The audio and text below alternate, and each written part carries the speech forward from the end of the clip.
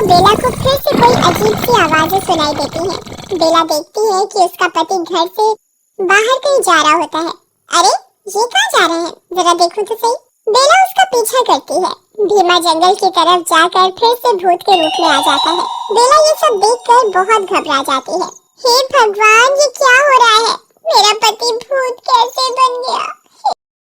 मोतीनगर गांव में एक रिक्शे वाला भीमा अपनी बीवी बेला के साथ एक छोटी सी झोपड़ी में रहते थे। वो बहुत गरीब थे। रिक्शा चलाकर जो भी कमाई होती थी उसी से घर चलाते थे। रिक्शे वाले की बीवी बहुत लालची और अकड़ू थी। बस सजने संवरने में ही लगी रहती थी। भीमा को देर रात तक रिक्शा चलाने को बोलती थी। एक दिन भीमा रिक्शा जल्दी चलाकर घर लौट आता है। अरे भगवान, कहाँ हो? जरा पानी तो पिलाना। अजी पानी बाद में पीना, पहले जो आज कमाया है वो सारा मेरे हाथ में रखो। भीमा वहाँ बिछी खाट पर बैठ जाता है और सारे पैसे अपनी बीवी के हाथ में देता है। ये लो भगवान, आज की कमाई।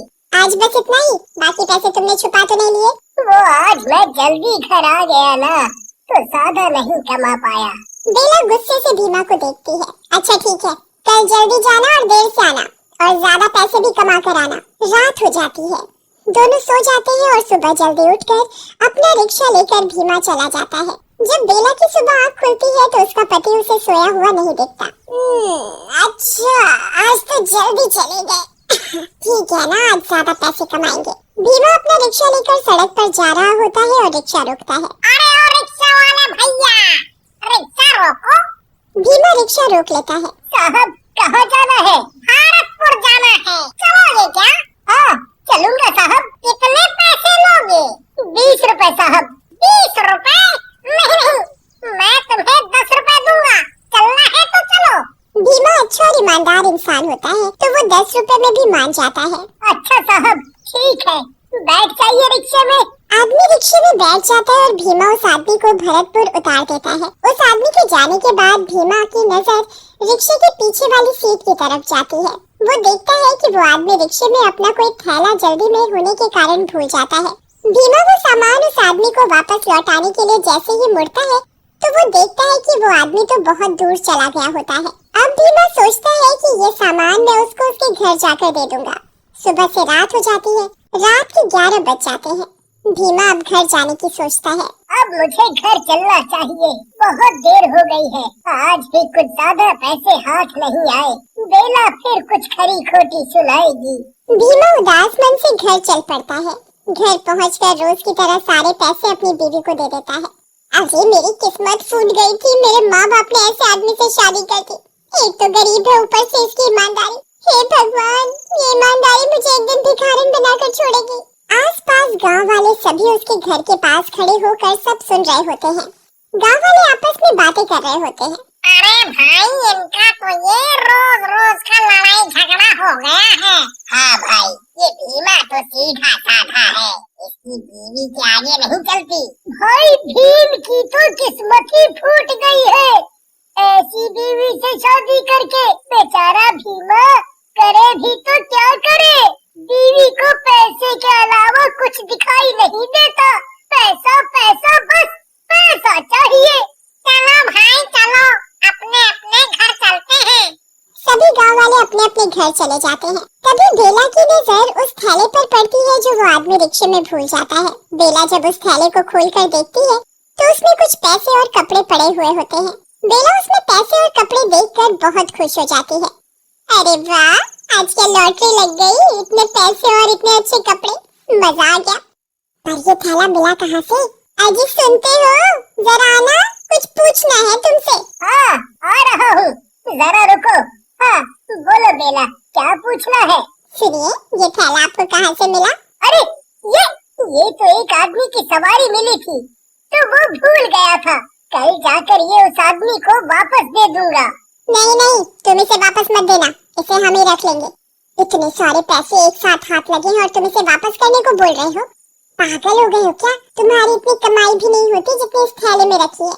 मैं तो इस थैले को वापस नहीं देने वाली, और अगली बार कोई सवारी तुम्हारे रिक्शे में सामान भूल जाए तो वो सामान सीधा मुझे दे देना। विवश होकर भीमा ने बेला की बात मान ली और आगे से उसके रिक्शे में कोई भी सवारी अपना सामान भूल जाती तो वो उसे बेला को दे देता था। कभी पैसे निकलते तो कभी गहने और कभी खाने का सामान मिल जाता था। एक दिन भीमा के रिक्शे में एक तांत्रिक बाबा आया। अरे ओ रिक्शा वाला, रुको तो जरा, हमको कहीं जाना है।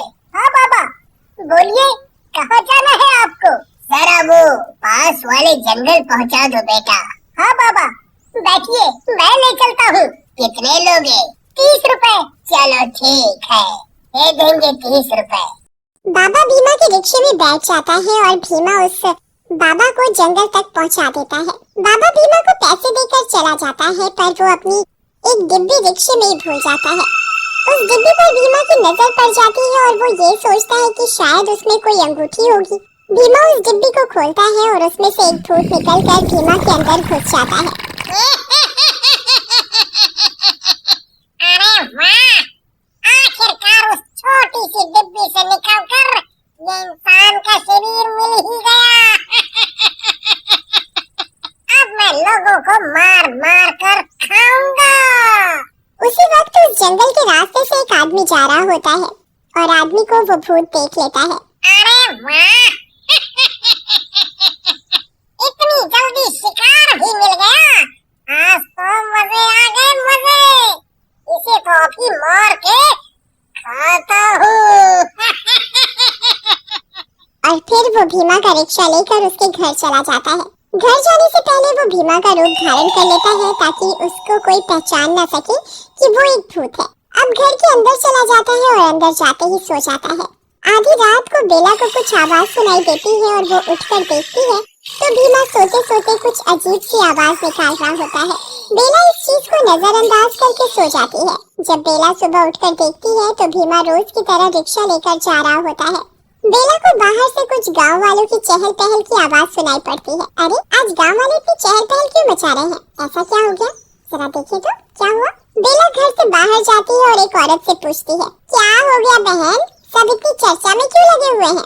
अरे बस पूछो मत बेला, आज सुबह एक आदमी जंगल के पास बड़ी बुरी हालत में मिला है। क्या बुरी हालत? कैसी बुरी हालत? क्या हुआ था उसे? ऐसा लग रहा था उस आदमी को किसी जंगली जानवर ने नोच नोच के खा लिया हो। सारी जगह खूनम खून हो रखी थी। मैं तो देखकर ही घबरा गई। अच्छा, लगता है हमारे जंगल में कोई जंगली जानवर घुसा है। मैं भी अपने पति से कहूंगी कि जरा संभाल के रिक्शा चलाए। हाँ बेला, तू ध्यान रखियो अपना। दूसरी तरफ भीमा के अंदर घुसा भूत रिक्शा चला रहा था। उसे जो भी सवारी मिलती उसे बैठा कर वो जंगल की तरफ ले जाकर खा जाता। ऐसा करते करते रात हो जाती है और वो भूत भीमा का रूप लेकर घर पहुंचता है। अगले दिन रात को बेला को फिर से कोई अजीब सी आवाजें सुनाई देती हैं। बेला देखती है कि उसका पति घर से बाहर कहीं जा रहा होता है। अरे ये कहाँ जा रहे हैं? जरा देखो तो सही। बेला उसका पीछा करती है। भीमा जंगल की तरफ जाकर फिर से भूत के रूप में आ जाता है। बेला ये सब देखकर बहुत घबरा जाती है। हे भगवान, ये क्या हो रहा है? मेरा पति भूत कैसे बन गया? हे भगवान। अब वो भूत किसी आदमी को पकड़कर उसको मारकर खा रहा होता है। बेला ये सब देखकर चौंक जाती है और सीधा घर की तरफ भाग जाती है। डरी हुई बेला घर के कमरे में जाकर छुप जाती है। हे भगवान, ये मैंने क्या देख लिया? बहुत डर लग रहा है।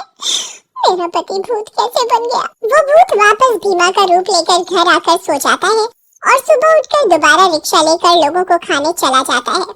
बेला सुबह उठकर रात की बात याद करके उसका हाल सोचने लगती है। तभी उसे याद आता है कि उस जंगल में एक तांत्रिक बाबा रहता है। वो बाबा, अब तो वो बाबा ही है जो मेरी मदद कर सकता है।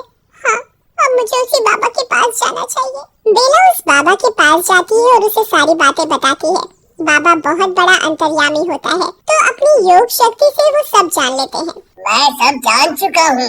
मैं तेरे पति के रिक्शे में बैठा था एक बार और मेरे हाथ में एक छोटी सी डिब्बी थी जिसमें मैंने एक बुरी आत्मा कैद करके रखी थी। वो डिब्बी मैं तेरे पति के रिक्शे में ही भूल गया और उस पर तेरे पति की नजर पड़ गई।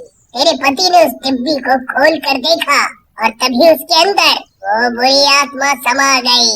हे भगवान, मेरे लालच की वजह से आज मेरे पति मुसीबत में पड़ गए। अब मैं कभी लालच नहीं करूंगी बाबा। अब क्या इसका कोई हल नहीं? अब मेरे पति कभी ठीक नहीं हो पाएंगे। नहीं नहीं, ऐसा नहीं है। तेरा पति बिल्कुल ठीक हो जाएगा। मैंने अभी अभी अपनी योग शक्ति से ये पता लगा लिया है कि टिब्बी अभी भी उस जंगल में पड़ी हुई है। मैं अभी उसे लेकर आता हूँ। बाबा जंगल से उस डिब्बी को लेकर आते हैं और बेला के साथ उसके घर जाता है और कुछ मंत्र पढ़कर उस भूत को अपने वश में कर लेता है। फिर बाबा उस भूत को भीमा के शरीर से निकालकर अपनी डिब्बी में दोबारा बंद कर लेता है और भीमा वापस अपना रिक्शा लेकर घर लौट आता है। शुक्र है भगवान का कि तुम सही सलामत घर आ गए। आज के बाद मैं कभी लालच नहीं